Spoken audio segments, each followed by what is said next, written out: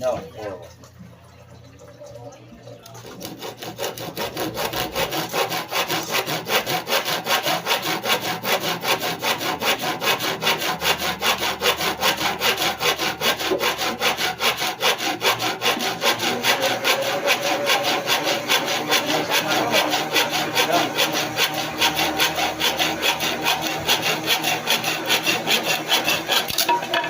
Ay, sukatan natin to para malagay natin. Okay, yun parang professional Ito lang pala yung lagayan ng damit ba? Ito na lang ilagay yung damit para hindi na maglagay nito. Kasi daming sobrang kalat kaya lagyan ko na lang ng para dito.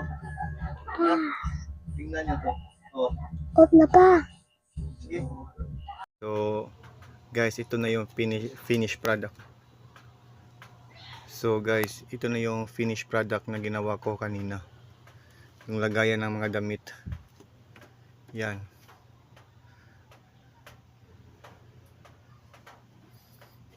Yan.